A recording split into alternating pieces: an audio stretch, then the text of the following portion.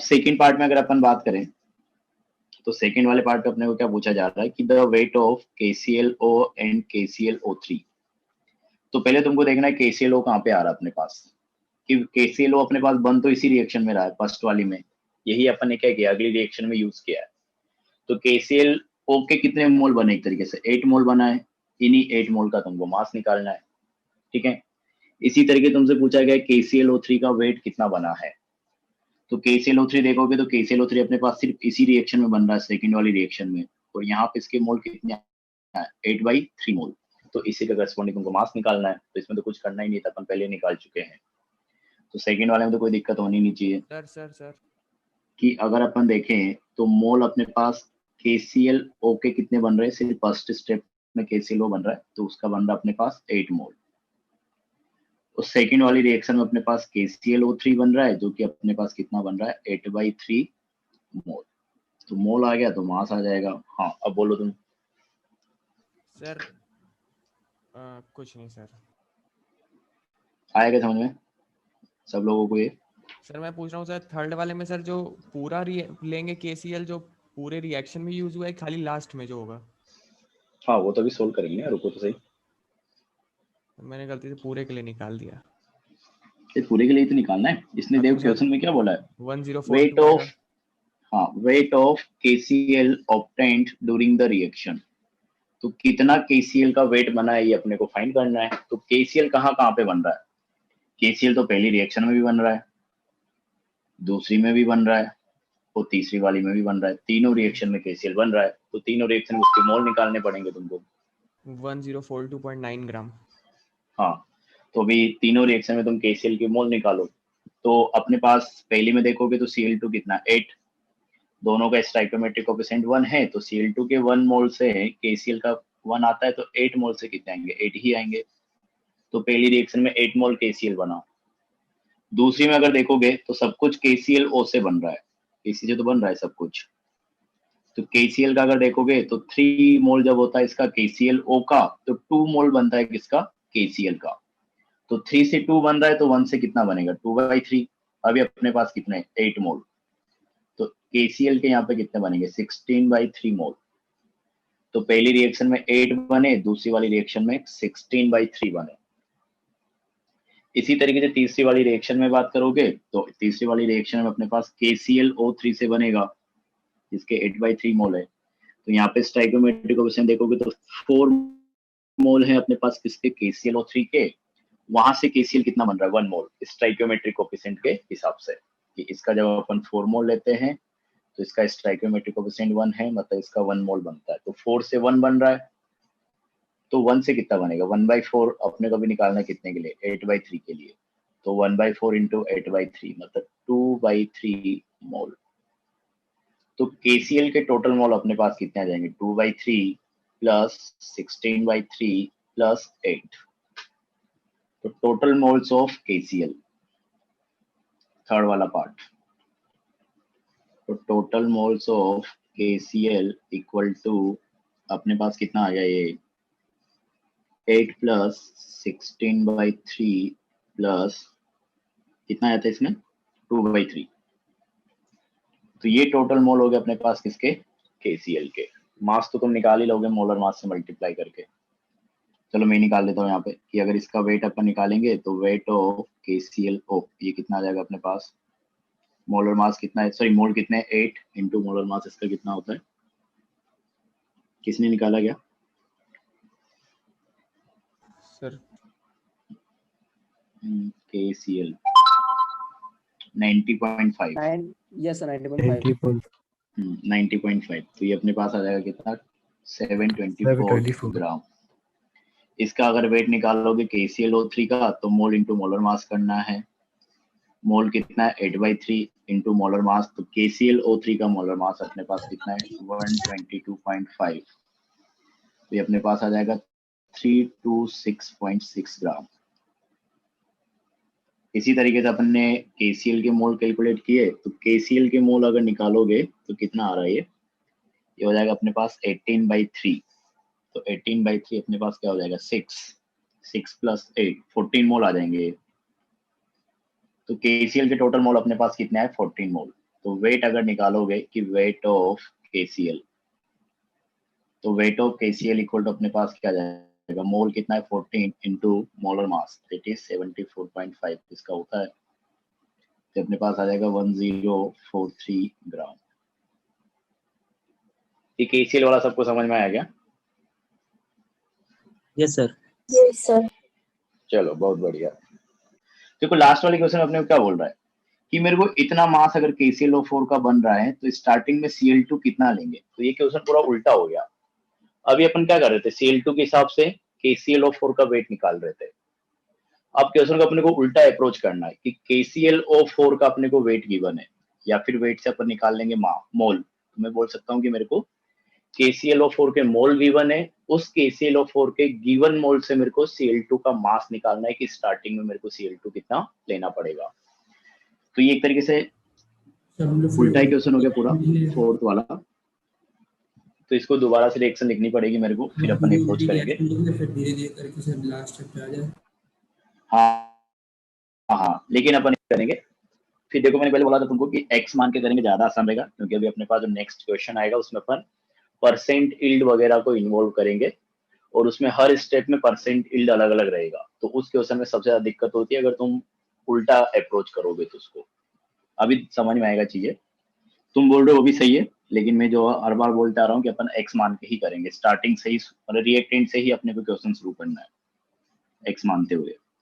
तो देखो अपने पास क्या है, रिएक्शन ये है कि Cl2 है, साथ में अपने पास KOH के साथ रिएक्शन हुआ फर्स्ट स्टेप में, तो अपने पास KCl बन रहा है, KClO बन रहा है, साथ में H2O निकल रहा है।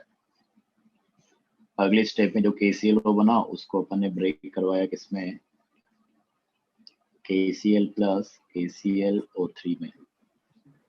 तो अगले स्टेप में जो KClO3 बना बिल्कुल सही है, 3KClO4 प्लस KCl में ऐसा। तो देखो अब अपने को क्या बोला गया इसने कि अपने पास जो यहाँ पे KClO4 बन रहा है इसका मास गिवन है, तो मैं मोल निकाल सकता हूँ कि मोल ऑफ KClO4 जो अपने पास बन रहा है, मोल्स ऑफ KClO4 इसके कितने मोल अपने पास बन रहे हैं, मास गिवन था अपने पास 692.5 ग्राम डिवाइडेड बाय मोलर मास, जो अपने पास होता है इसका 138.5, तो ये अपने पास आ गए कितने 5 मोल। तो अपने को एक तरीके से क्या बनाना है, इसके 5 मोल बनाने के लिए Cl2 का कितना मोल लेना पड़ेगा ये अपने को निकालना है। तो जैसे मैं बोल रहा था कि अपन x मानते हुए इस क्वेश्चन को करेंगे, तो तुम क्या मान लो कि मेरे पास Cl2 का मान लो स्टार्टिंग में x मोल रहा होगा, तो वही अपने को करना है कि Cl2 से पहले अपन KClO बनाएंगे, फिर इस KClO को यूज करके अपन KClO3 बनाएंगे, फिर KClO3 को यूज करके अपन KClO4 बनाएंगे, और KClO4 के जो मोल आएंगे उसको अपन 5 मोल के बराबर कर देंगे, तो वहां से अपने पास x आ जाएगा। तो इसके x मोल्स हैं, इसका स्टाइकोमेट्रिक कोएफिशिएंट अपने पास 1 है, इसका भी स्टाइकोमेट्रिक कोएफिशिएंट 1 है, तो इसके x मोल्स हैं अपने पास KClO के कितने बनेंगे, x मोल ही बनेंगे। ये समझ में आएगा? अच्छा उसमें तो क्या है कि अब यही x मोल अपने पास अगले स्टेप में यूज हुआ है, तो यहाँ पे अपने पास स्टाइकोमेट्रिक कोएफिशिएंट अलग अलग है कि इसका 3 है और इसका अपने पास 1 है। मतलब जब अपन इसका 3 मोल लेते हैं तो इसका अपने पास 1 मोल बनता है, तो 3 से 1 बन रहा है तो 1 से कितना बनेगा 1/3। अभी अपने पास मोल कितने हैं x, तो टोटल कितना बन गया x/3 मोल। यही x/3 मोल अगले स्टेप में यूज हुए, तो x/3 मोल यहाँ पे आ गए वापस। और यहाँ पे अगर अपन देख रहे हैं तो इसके 4 मोल्स हैं अपने पास, इसके कितने बन रहे हैं 3 एज पर स्टाइकोमेट्रिक कोएफिशिएंट। तो 4 से अपने पास 3 बनते हैं इसके, तो 1 से कितना बनेगा 3/4। अपने को निकालना कितने के लिए x/3 के लिए, तो ये एक तरीके से कितना आ जाएगा x/4 मोल। तो KClO4 के x/4 मोल बनना चाहिए अगर मैं क्या लेता हूँ Cl2 का x मोल लेता हूँ। अभी अपने को बोला गया है कि KClO4 का अपने पास कितना है 5 मोल है, मतलब जो x/4 है उसकी वैल्यू अपने पास कितनी हो गई 5। तो x इक्वल टू अपने पास कितना आ जाएगा 20 मोल। समझ में आएगा ये? Yes sir. Yes, sir. तो तुमको ऐसे ही अप्रोच करना है। जो ये बोल रहा था कि अपन उल्टा कर लेंगे तो वैसे भी कर सकते थे तुम, तो उल्टे में वैसे टाइम भी हो ज्यादा लग जाएगा। रहा है सर, मैंने उल्टे से ही किया है। हाँ, उल्टे में टाइम ज्यादा लगेगा और जब परसेंट इल्ड वाला क्वेश्चन आ जाएगा तो वहाँ पे एरर के चांस भी ज्यादा हो जाएंगे। तो इसलिए मैं स्टार्टिंग से बोलता हुआ आ रहा हूँ तुमको कि जब सर एक अपन बार नंबर ऑफ स्टेप्स बढ़ा देंगे क्वेश्चंस में तब फिर तुमको पीछे से अप्रोच करने में थोड़ा दिक्कत होगा, इसलिए स्टार्टिंग से एक्स मान के ही तुम चीजों को सोल्व करना। ये अपने पास अगला क्वेश्चन है जिसमें अपन ने परसेंट इल्ड को भी इन्वॉल्व किया है। ये और अच्छा बनेगा थोड़ा, तो मैं पढ़ के बता देता हूँ फिर तुम लिख लेना, उसके बाद अपन सोल्व करेंगे। तो देखो इसमें अपने क्या बोला गया है कि nitric acid HNO3 can be produced from a series of reactions, मतलब वो एक से ज्यादा अपने पास रिएक्शंस हैं, सीक्वेंशियल रिएक्शन हो गया। तो पहली रिएक्शन में क्या हो रहा है, NH3 और ऑक्सीजन, अमोनिया गैस और ऑक्सीजन गैस का रिएक्शन कराया तो अपने पास NO प्लस H2O बन गया। NO को फिर H2O के साथ रिएक्शन कराया तो NO2 बन गया। इस NO2 का पानी के साथ रिएक्शन कराया, पानी के साथ जो रिएक्शन होती है उसको अपन हाइड्रोलिसिस बोलते हैं। तो अपने पास HNO3 बन गया और साथ में NO रिलीज हो जाएगा। तो ये अपने पास 3 स्टेप में रिएक्शन हो रही है। अब अपने को बोला गया है कि calculate the weight of NH3 required to produce 1134 gram of HNO3 if percent yield of first, second, third reactions are 90, 80, 85।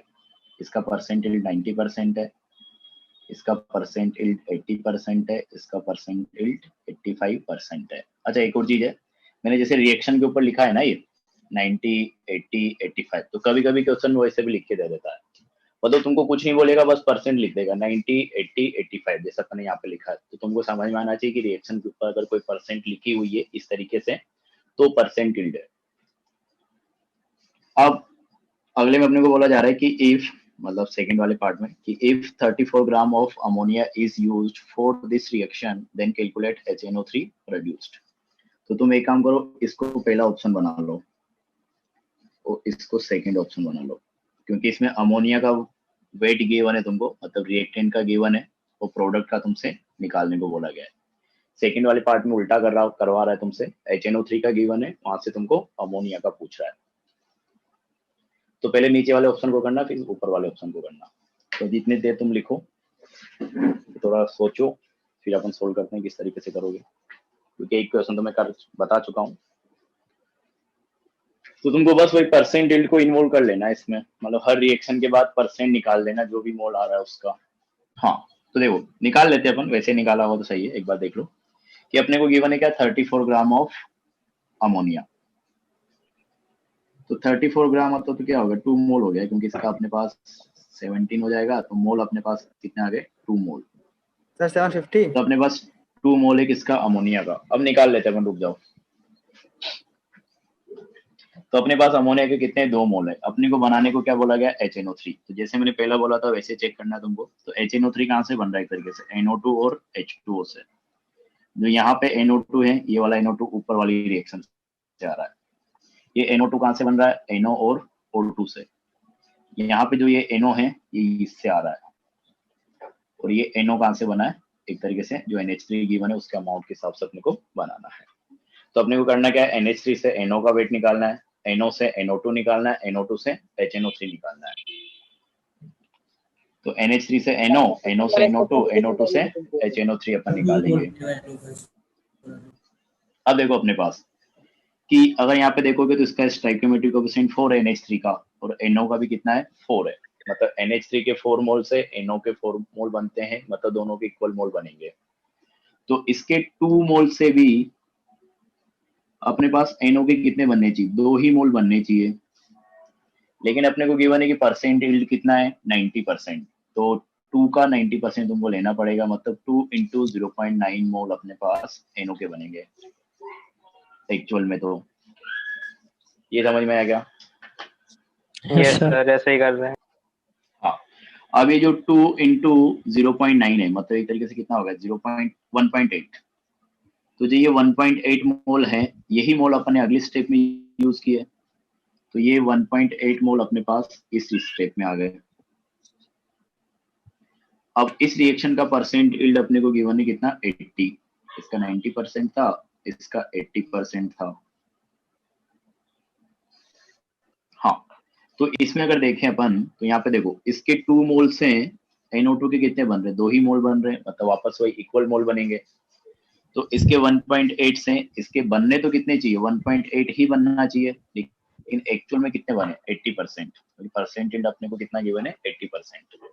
तो 1.8 का 80 ले लो, मतलब 0.8 से इसको फिर मल्टीप्लाई कर दो, तो 1.8 इंटू 0.8 मोल, इतने मोल अपने पास एक्चुअल में बने हैं किसके, NO2 के। सर यही मोल अपने 1.4 1.4 आएगा, यस सर। तो 1.4 मोल अपने पास एक्चुअली बने हैं। तो ये 1.4 मोल अपन ने अगली स्टेप में यूज किए, और इसका ईल्ड अपने को गिवन है 85%।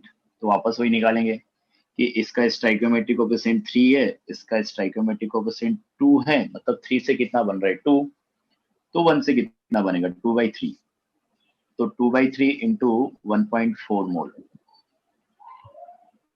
इतने मोल अपने पास बनने चाहिए एज पर स्टाइकियोमेट्री, लेकिन अपने को परसेंट ईल्ड गिवन है कितना 85%, तो इसका 85% बनेगा, मतलब 0.85 से अपन ने मल्टीप्लाई कर दिया, तो एक्चुअली इतने मोल आएंगे। तो ये कितना हो गया अपने पास, किसी ने सोल्व किया है? 102.125 कितना? चलो मैं कर लेता हूँ 0.816 कि 2 डिवाइडेड बाय 3 तो 0.816 0.816। वैसे कैलकुलेशन पूरा लास्ट में करोगे तो ज्यादा सही रहेगा। तो 0.816 मोल अपने पास आ गया किसका, HNO3 का। आपने से वेट पूछा है, तो weight of HNO3 equal to अपने पास क्या हो जाएगा, मोल इंटू मोलर मास। मोल अपने पास कितना है 0.816, मोलर मास HNO3 का कितना होता है 63। तो यहाँ से ये मास आएगा, तुम कैलकुलेट करोगे तो 51.4 ग्राम। यस सर, यही आया है। ये है सर। ये सही आंसर सर रहेगा। सर हाँ बोलो सर, करिए सर, आप सेकंड वाला पूछ रहा था सर। 7.9 ग्राम आएगा, एक बार बता दीजिए। सर 750 आ रहा है सर अमोनिया। 7.9 ग्राम 750 आएगा, सर 750 सही 750 है, ग्राम्स। बिल्कुल बिल्कुल सही है, अमोनिया का 750 एकदम सही आंसर है। ये वाला क्वेश्चन समझ में आया ना तुमको, कैसे किया मैंने? Yes sir. चलो तो हाँ, वो बड़ा इजीली समझ में आ जा रहा है, अगर सही में आ रहा है तो समझ में, क्योंकि लोगों को बड़ी मुश्किल हो जाती है इसमें। देखो तो अपने पास अगले वाले क्वेश्चन में क्या गिवन है, सेकंड पार्ट जिसको अपन बोल रहे हैं कि अपने को HNO3 का कितना मास बनाना है, 1134 ग्राम, इतना HNO3 अपने को बनाना है। तो HNO3 का वेट अपने को पता है, मोल अगर अपन निकाले तो इसका, सॉरी मोलर मास इसका कितना आ जाएगा 63। तो given mass upon molar mass अपने पास क्या आ जाएंगे, मोल्स ऑफ HNO3। तो मोल्स ऑफ HNO3 अपने पास कितना आया, निकाला किसी ने? 18 सर 18 चलो बढ़िया। तो 18 मोल अपने को बनाने हैं, और अपने को गिवन है कि इस रिएक्शन का परसेंट यील्ड है 90%, इसका है अपने को 80%, इसको है अपना 85%। अब इसको तुम उल्टा करोगे तो तुमको उल्टा सोचना पड़ेगा कि एक्चुअल में इतना बना है, तो इसलिए तुम x मान के करो, सबसे बेस्ट तरीका भी रहेगा। कि अपन क्या बोले कि अमोनिया का मान लो कि अपन ने स्टार्टिंग में x मोल ले रखा है, वही करेंगे अमोनिया के x मोल के लिए NO कितना बनेगा, फिर NO से कितना NO2 बनेगा, NO2 से कितना HNO3 बनेगा x के टर्म्स में, और उसको फिर 18 मोल के बराबर कर देंगे अपन। तो यहाँ पे वही वापस कि इसका स्टाइकियोमेट्रिक कोएफिशिएंट 4 है, इसका भी 4 है, तो थ्योरेटिकली तो बराबर मोल बनना चाहिए। इसके x मोल से NO का x मोल बनना चाहिए, लेकिन रिएक्शन का यील्ड अपने को गिवन है 90%, तो बनेगा कितना x का 90, मतलब x इंटू 0.9 मोल। यही x इंटू 0.9 अगली स्टेप में यूज हुआ, तो ये मोल अपने पास यूज हुआ x इंटू 0.9 मोल। तो यही x इंटू 0.9 मोल अपन ने यूज किया इसमें। तो यहाँ पे भी अगर देखें तो इसका स्टाइकियोमेट्रिक कोएफिशिएंट 2 है, इसका भी स्टाइकियोमेट्रिक कोएफिशिएंट 2 है, तो इसके 2 मोल से NO2 के 2 बनते हैं थ्योरेटिकली स्टाइकियोमेट्रिक के अकॉर्डिंग। तो बनना तो कितना चाहिए था x इंटू 0.9, लेकिन बन कितना रहा है उसका 80%, क्योंकि परसेंट यील्ड अपने पास कितना है 80%, तो इसका भी अपन ने 80 ले लिया, मतलब 0.8 से मल्टीप्लाई कर दिया। तो x इंटू 0.9 इंटू 0.8 मोल अपने पास आ गए इसके NO2 के। अब यही मोल अपन ने अगली स्टेप में यूज किए, x इंटू 0.9 इंटू 0.8, इतने मोल अपने पास हैं NO2 के। अब ये जो अपने पास हैं, यहाँ पे अपने को पता चल रहा है कि 3 मोल से इसके कितने बनते हैं 2, तो 1 से कितने बनेंगे 2/3। अपने पास हैं कितने, इतने, तो इससे कितने बनेंगे कि 1 से 2/3 बन रहा है, तो अपन क्या करेंगे 2/3 इंटू x इंटू 0.9 इंटू 0.8, इतने मोल बनने चाहिए स्टाइक्योमेट्रिक के अकॉर्डिंग, लेकिन अपने को बोला गया कि रिएक्शन का यील्ड कितना है 85%, तो इसको अपन मल्टीप्लाई कर देंगे 0.85 से, तो इतने मोल एक्चुअल में बनना चाहिए HNO3 का। अगर मैं क्या ले लूं x मोल स्टार्टिंग में NH3 का ले लूं, और ये मोल अभी अपने को कितना गिवन है फिलहाल, तो 18 मोल।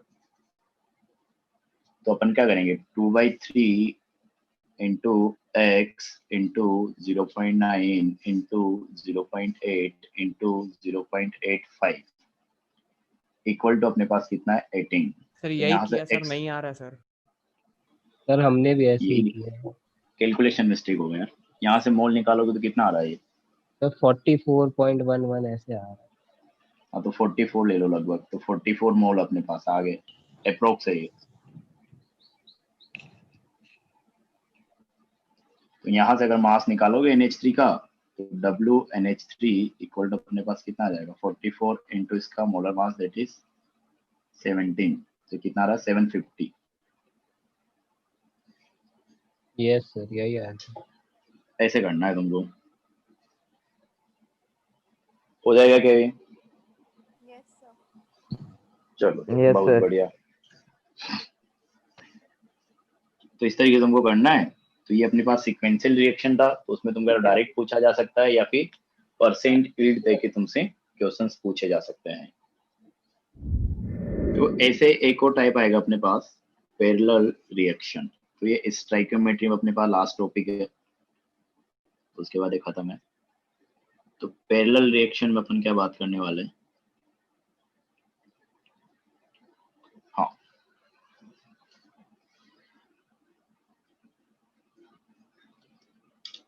तो इसमें देखो क्या होगा अपने पास कि दो रिएक्टेंट रहेंगे, लेकिन वो अलग अलग रिएक्शन में जाएंगे सेम टाइम पे।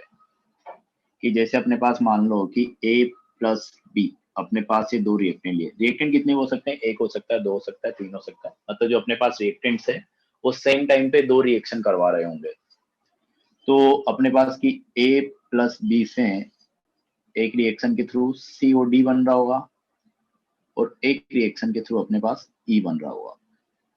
मतलब तो मैंने इसे मान लिया, तो मतलब ये दो रिएक्शन में जा रहे हैं एक ही टाइम पे, COD बना रहे हैं और अपने पास E भी बन रहा है। तो डेफिनेशन वाइज तो अपन ये लिख सकते हैं कि reaction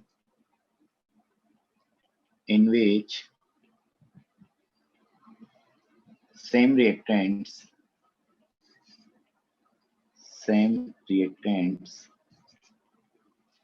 involves in more than one reactions to form two or more products. तो दो से ज्यादा प्रोडक्ट्स तो बनेंगे, ऑब्वियस सी बात है, क्योंकि दो रिएक्शन में जा रहा है। तो अगर दोनों में एक एक प्रोडक्ट बन रहा है तो दो तो ऐसे हो जाएगा। तो ये है अपने पास कि रिएक्टेंट क्या होंगे, एक ही टाइम पे एक से ज्यादा रिएक्शन में जा रहे होंगे। तो जैसे अपने यहाँ पे बोला कि A प्लस बी था अपने पास, तो ये COD भी बना रहा है और A प्लस बी ही सेम टाइम पे E भी बना रहा है। क्या सर कुछ वेरिएशंस तो होगा ना, मतलब कुछ कंडीशन अलग हो जाएगी तभी तो ए बनेगा C प्लस डी। हाँ ये तुम सही पकड़े हो कि मतलब अपन C plus D plus E क्यों नहीं बोलते थे, ये बोलना चाह रहे हो ना तुम। हाँ कंडीशन सेम रहेगी। ये जो डिफरेंस मतलब इनको डिफरेंशिएट कर रहे हैं ना अपन, रिएक्शन की रेट के हिसाब से डिफरेंशिएट कर रहे हैं। अब रिएक्शन का रेट क्या होता है ये अपन मैं थोड़ा सा आइडिया दे देता हूँ अगर तुमको समझ में आए तो। कि रेट ऑफ रिएक्शन की अपन बात कर रहे हैं, तो पहली बात तो रेट ऑफ रिएक्शन क्या हो गया कि पर सेकंड कितना अमाउंट ए और बी का कन्वर्ट हो रहा है प्रोडक्ट में। जैसे अपने पास मान लो कि एक रिएक्शन है, रिएक्टेंट से अपने पास क्या बन रहा है, प्रोडक्ट बन रहा है। तो इस रिएक्टेंट का कुछ रेट होगा, जैसे अपन फिजिक्स में बोलते हैं वेलोसिटी, कि एक सेकंड में अगर वो मान लो कि 10 किलोमीटर चल रहा है तो उसका स्पीड कितना हो जाएगा, 10 किलोमीटर पर सेकंड। मैंने सेकंड बोला इसलिए, क्या बोल दो कि एक हार में कितना चल रहा है, 60 किलोमीटर चल रहा है, तो उसका स्पीड कितना हो गया, 60 किलोमीटर पर हार। तो इसी तरीके से यहाँ पे अपन केमिस्ट्री में भी रेट डिफाइन करते हैं। इसके ऊपर पूरा चैप्टर आएगा तुम्हारे पास 12th में, केमिकल काइनेटिक्स करके। तो काइनेटिक्स तुम फिजिक्स में भी पढ़ते हो, तो वैसा ही केमिस्ट्री में अपन काइनेटिक्स देखते हैं। तो काइनेमेटिक्स जो बोल पढ़ते हो तो उसमें अपन क्या करते हैं, वेलोसिटी, डिस्प्लेसमेंट, इन सब की ही बात करते हैं। तो वेलोसिटी से ही वो वर्ड आता है काइनेटिक्स। काइनेटिक्स मतलब वेलोसिटी से रिलेट करते हैं उसको अपन। तो अपन रिएक्शन के लिए भी रेट डिफाइन करते हैं। तो रिएक्शन का वेलोसिटी या रिएक्शन का रेट का मतलब ये होता है कि रिएक्टेंट का कितना मोल पर सेकंड प्रोडक्ट में कन्वर्ट हो रहा है। तो रेट ऑफ रिएक्शन जो रहेगा वो इन दोनों के लिए अलग रहेगा, मतलब जो COD बनेगा वो अलग रेट से बनेगा और जो E बनेगा वो अलग रेट से बनेगा। इसलिए अपन इन दोनों को अलग अलग रिएक्शन मान रहे हैं। कुछ समझ में आएगा तुमको? Yes sir. सर रेट से क्या इनके बनने की रेट अलग अलग है। अरे रेट से बहुत फर्क पड़ेगा, तुमको फिर बाद में समझ में आएगा, अभी पूरा नहीं समझ में आएगा।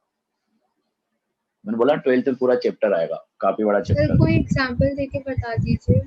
सर देखा जाए तो एक जल्दी बन जाएगा, एक बाद में बनेगा। हाँ, तो फर्क क्या पड़ेगा?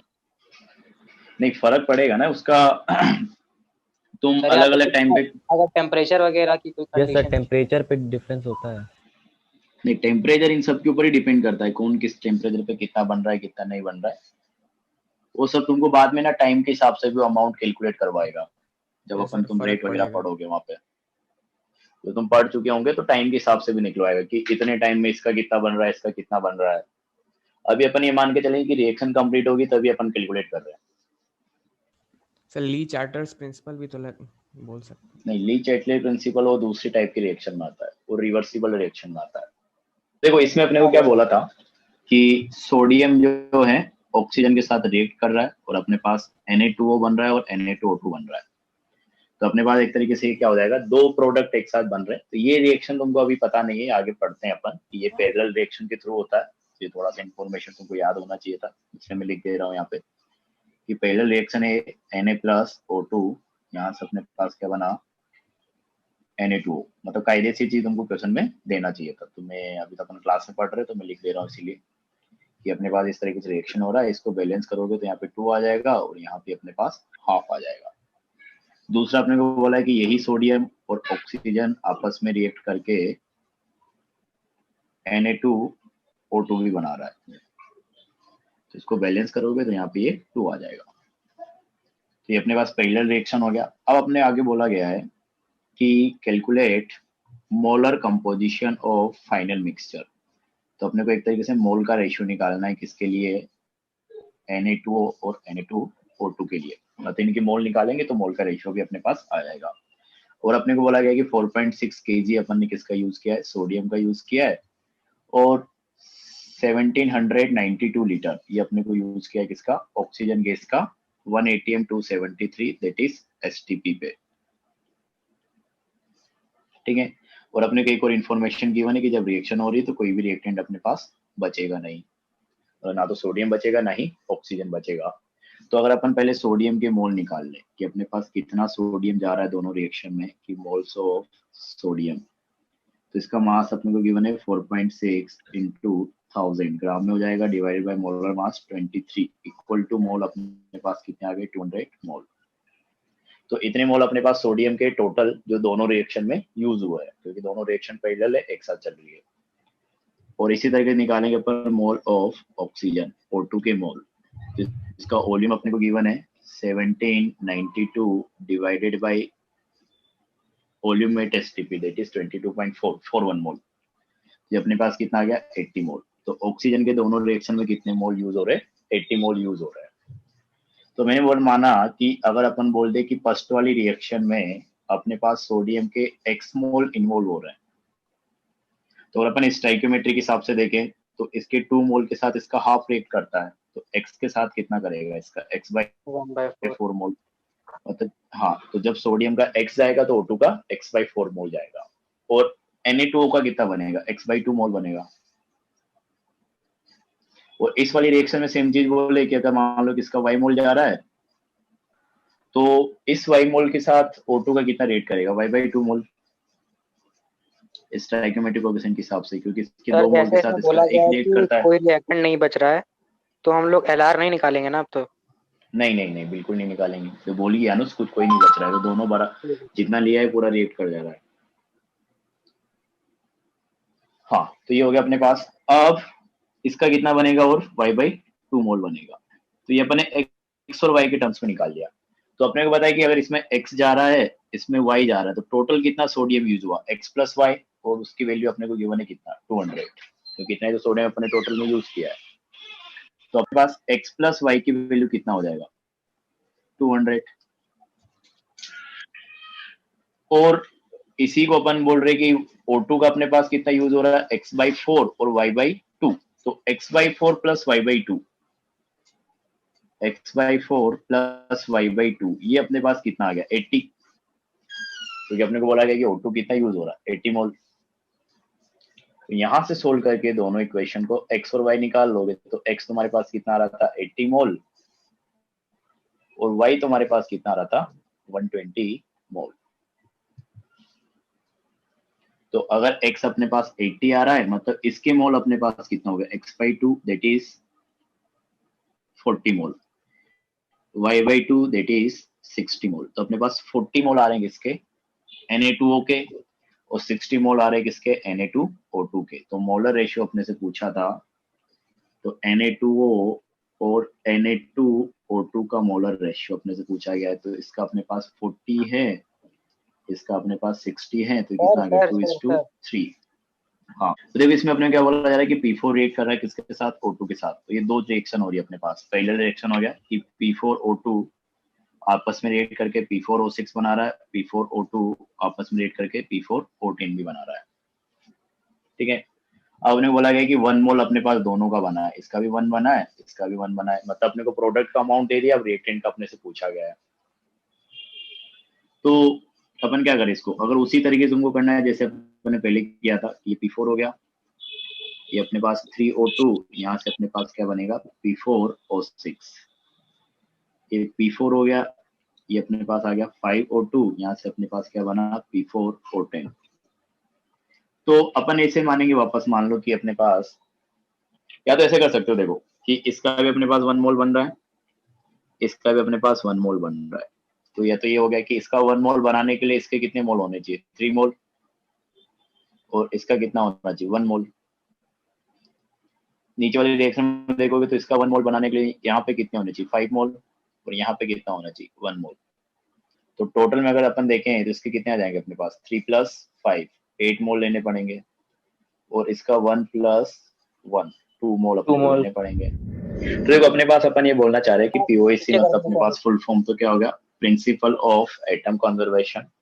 तो अपन एक बैलेंस्ड केमिकल इक्वेशन को देख रहे हैं। तो इसमें अगर तुम देखोगे तो रिएक्टेंट साइड में जितने अपने पास एटम्स रहेंगे, उतने ही एटम्स अपने को प्रोडक्ट साइड में भी मिलेंगे। मतलब एक रिएक्शन में जो होता है, एटम्स का नंबर क्या रहेगा, दोनों साइड में कंजर्व रहेगा।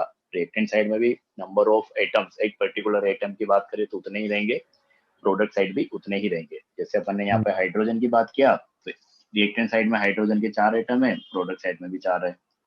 ऑक्सीजन के 2 हैं, तो इधर भी ऑक्सीजन के कितने, 2 है। तो मैं अब आगे जब कैलकुलेशन अपन करेंगे तो वहां पे इस नंबर को मैं मोल से रिलेट करूंगा कि अपने पास जितने मोल एक पर्टिकुलर एटम के रिएक्टेंट साइड में रहेंगे, उतने ही मोल अपने पास प्रोडक्ट साइड में भी रहेंगे। जैसे अगर मैं इसी चीज को मोल में बोल दूं तो क्या बनूंगा, कि अगर अपने पास 4 एटम है तो वही चीज बोल सकते हैं कि यहाँ पे अगर 4 मोल रहेगा तो इधर भी 4 मोल रहेगा। सर इधर अगर ऑक्सीजन एटम के 2 मोल रहेंगे तो इधर भी कितने रहेंगे, 2 ही रहेंगे। क्या चीज, अरे एनसीईआरटी में टॉपिक है, एनसीईआरटी में यार मेरे को ध्यान नहीं है, ये देखना पड़ेगा। हाँ होगा, वैसे पीओएससी तो होगा ही।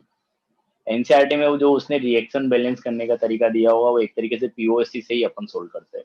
देखो एनसीईआरटी में तुमको बहुत सारे टॉपिक ऐसे मिल जाएंगे जो हेडिंग के साथ तुमको नहीं दिए होंगे, मतलब कहीं ना कहीं उसने यूज करा दिया होगा, तो इसका मतलब तुमको एग्जाम में पूछा जा सकता है।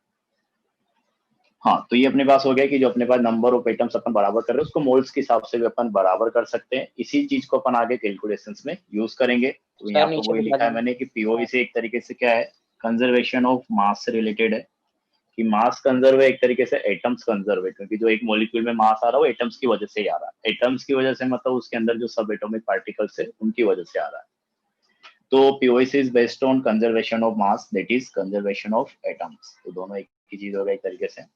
तो इसके अकॉर्डिंग वही होगा जैसे अपन मास के लिए बोलते थे कि मास को ना तो अपन क्रिएट कर सकते हैं ना ही डिस्ट्रॉय कर सकते हैं, उसी तरीके से अपन जो एटम्स है वो उसको अपन ना तो क्रिएट कर सकते हैं ना ही डिस्ट्रॉय कर सकते हैं, सिर्फ एक कॉम्बिनेशन से अपन दूसरे कॉम्बिनेशन में कन्वर्ट करा सकते हैं। इसका क्या मतलब हुआ कि जैसे यहाँ पे अपने पास हाइड्रोजन क्या था, 2 हाइड्रोजन एटम है लेकिन यहाँ पे H2 की फॉर्म में, यहाँ पे भी सॉरी यहाँ पे 4 हाइड्रोजन एटम है लेकिन वो H2 मॉलिक्यूल की फॉर्म में है। 2 ऑक्सीजन एटम है, यहाँ पे O2 मॉलिक्यूल की फॉर्म में है। यहाँ पे भी सेम चीज है कि हाइड्रोजन एटम तो 4 है, ऑक्सीजन एटम 2 है, लेकिन उनका कॉम्बिनेशन अभी किस फॉर्म में है, H2O की फॉर्म में वो प्रेजेंट है। तो कॉम्बिनेशन चेंज हो सकता है लेकिन नंबर ऑफ एटम्स क्या रहेगा, दोनों जगह सेम ही रहेगा।